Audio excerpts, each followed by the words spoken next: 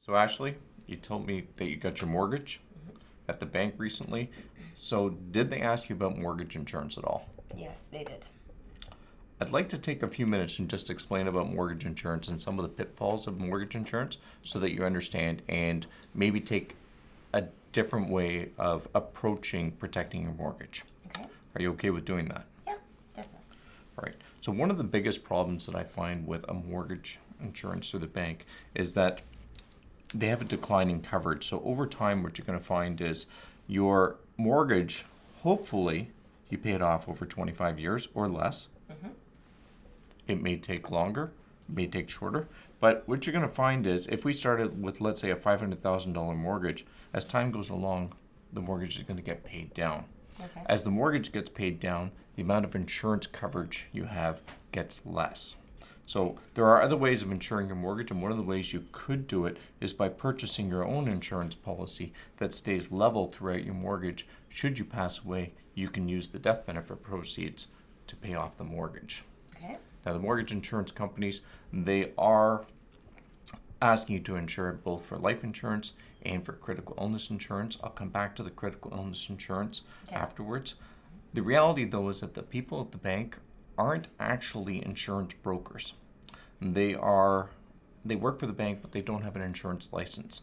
If you were to speak to an insurance advisor, they would be able to properly advise you how to cover your mortgage and talk about the pitfalls of mortgage insurance as we're doing right now. The declining coverage is one of my biggest issues that I have with the mortgage insurance. The other problem is that it's underwritten at time of claim, which means that you don't actually know whether you have insurance coverage until you pass away, which isn't the best time to find out because unfortunately that's when you truly need it. So the bank, when you go to the bank, they have a one big question. They said, have you ever had any known indication or ever been tested for any of the following diseases? And there'll be 50 different diseases in that question. And the most common one that people don't realize that they're answering incorrectly is heart disease. Have you ever had any known indication of heart disease? And yeah, if you go to the doctor says, you've got chest pain, Ty. Let's put you through some testing. I go through the testing and we find out that I am fine. I've still been tested for heart disease. And if I answer no, I don't have heart disease on the question, and then I subsequently pass away at a future date, the bank could actually turn down my claim. In fact, nobody will admit to this, but more than half of the claims for creditor insurance, like mortgage insurance, are denied. And so it's not a good time to have that happen. I used to work at the bank, and I remember a situation, excuse me, where a client came in and her husband had passed away due to heart disease. He had a heart attack. Unfortunately, he had a heart murmur when he was young, but nobody ever told him. Unfortunately, he had heart disease. He said he didn't have heart disease, and they denied the claim. All we did was give her back her premiums, which amounted to $3,000 that had been paid over the life of the mortgage insurance. So it's not very good in that respect. Right.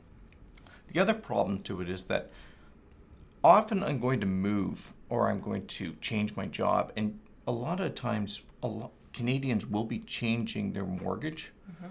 Every 5 to 7 years, they're probably going to make a change. And so they may, as I said, they might move, they might change their job, might be another thing. And if I change my job and if I work for a company and I'm in Toronto, but the company promoted me and I'm going to Montreal, most likely I'm going to sell my house, and that means I'm making another change to my mortgage.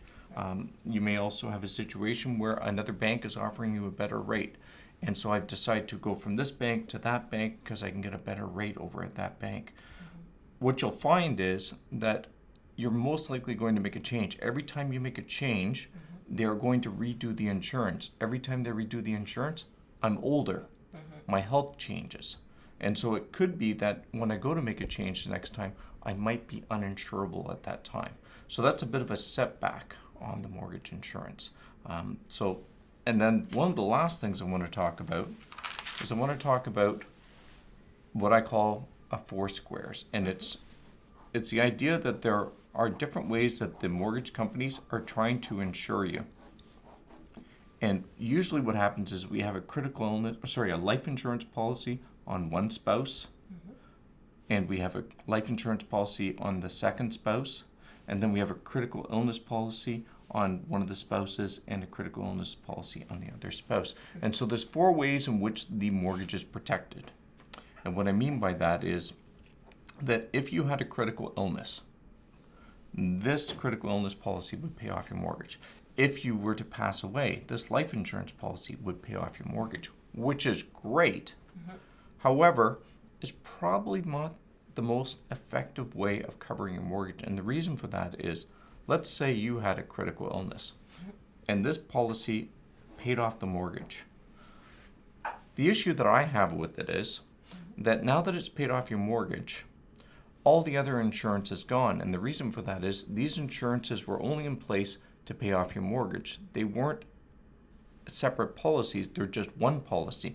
So the reality is that if this paid off your mortgage, or let me ask you this question, if your mortgage suddenly got paid off because you had a critical illness, would you run out and cancel your life insurance? No. No. It wouldn't make any sense. Unfortunately, though, when you have mortgage insurance protection, you think you have 4 different insurance coverages. The reality is you only have 1 payment. So you have 4 coverages and 1 payment, because what happens is if one of these pays out, the others are canceled. And I know that if my wife were to have critical illness or have a critical illness, I wouldn't cancel her life insurance right afterwards because she's no longer insurable. But would you cancel your husband's critical illness insurance policy and your husband's life insurance policy right after you've just suffered a critical illness? Right. Doesn't make any sense. Right. Now, a lot of people say to me, Ty, I've heard mortgage insurance is much less expensive than buying it through a broker like you. And I understand where they're coming from on that. The reality is this, though.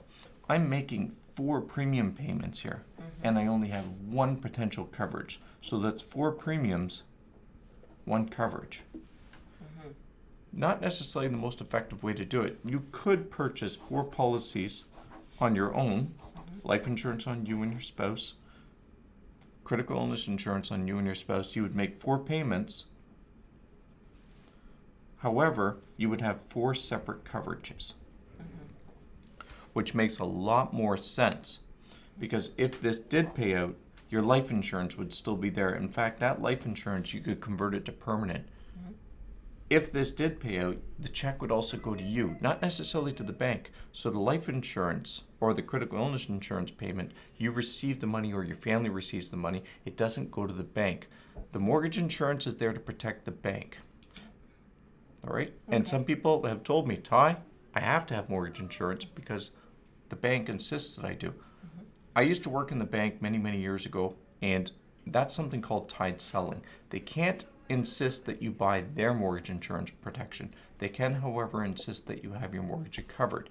In most cases, though, they don't insist upon that because they've already taken the house as collateral or the condo as collateral, so they don't necessarily have to have the insurance in place. However, they like it because the banks don't want to become owners of your home should something happen. They would just rather have the insurance pay that out. Right. All right?